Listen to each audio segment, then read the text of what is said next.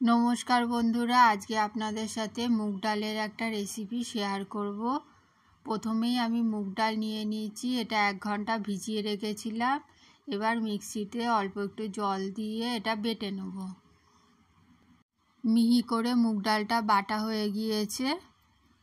এবার একটা কড়া নিয়ে নিয়েছি, এর মধ্যে কিছুটা পরিমাণ ঘি দিয়ে দিলাম। এবার প্রথমে কাজু বাদাম দিয়ে দিলাম আর কিশমিশও দিয়ে দেবো। কাজু আর কিশমিশটাকে একটু ভেজে নেব। কাজু বাদামটা একটু হালকা লাল হলেই এটা ভেজে তুলে নেব। এটা এখন ভাজা হয়ে গিয়েছে, এবার এটা তুলে নেব। ওই ঘিয়ের মধ্যে মুগ ডাল বাটাটা দিয়ে দিলাম। গ্যাসের আঁচটা লোতে রেখে দিতে হবে। লোতে রেখে নেড়ে চেড়ে এটাকে রান্না করে নিতে হবে। যতক্ষণ জলটা শুকিয়ে না যাচ্ছে ততক্ষণ নেড়ে যেতে হবে। এখন পুরোপুরি জলটা শুকিয়ে গিয়েছে, এবার গ্যাসটা বন্ধ করে দেবো। এখন গ্যাসের মধ্যে একটা পাত্র বসিয়ে দিয়েছি, এর মধ্যে কিছুটা পরিমাণ জল দিয়ে দিলাম আর এর মধ্যে 1 টুকরো গুড় দিয়ে দিলাম। আর একটু গুড় দিয়ে এটাকে ফুটিয়ে নিতে হবে আর গুড়টাকে গলিয়ে নিতে হবে। যতক্ষণ না গলবে ততক্ষণ ফোটাতে হবে। এবার মুগ ডালের মধ্যে এই গুড়ের জলটা দিয়ে দিলাম। এখন গ্যাসের আঁচটা লোতে রেখে দিয়েছি, অনবরত নেড়েচেড়ে এটা রান্না করে নেব।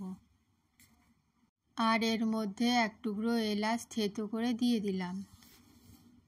খুব তাড়াতাড়ি জলটা শুকিয়ে যাবে, অনবরত নাড়তে থাকতে হবে আর গ্যাসের আঁচটা লোতে রেখে দিতে হবে। আর এর মধ্যে 4 চামচ মতন সুজি দিয়ে দিলাম। সুজি দিয়ে এবার অনবরত নাড়তে থাকবো। এখন পুরোপুরি শুকিয়ে গিয়েছে, কাজু কিশমিশটা দিয়ে দিলাম। এবার নেড়ে চেড়ে খুব ভালো করে মিশিয়ে নেব। এখন পুরোপুরি শুকিয়ে এসেছে, এর মধ্যে 2 চামচ মতন ঘি দিয়ে দিচ্ছি। আবারও সব কিছু খুব ভালো করে মিশিয়ে নেব। কড়া থেকে যখন এরকম উঠে আসবে তখন বুঝতে হবে এটা রান্না হয়ে গিয়েছে, কিন্তু ঘিটাকে খুব ভালো করে মিশিয়ে নিচ্ছি। ঘিটাকে খুব ভালো করে মিশিয়ে নিয়ে তারপরে গ্যাসটা বন্ধ করে দেবো। এবার এটাকে ঠান্ডা হওয়ার জন্য একটা থালায় পাতিয়ে রেখেছি। এটা এখন ঠান্ডা হয়ে গিয়েছে, এটাকে পিস পিস করে কেটে নেব।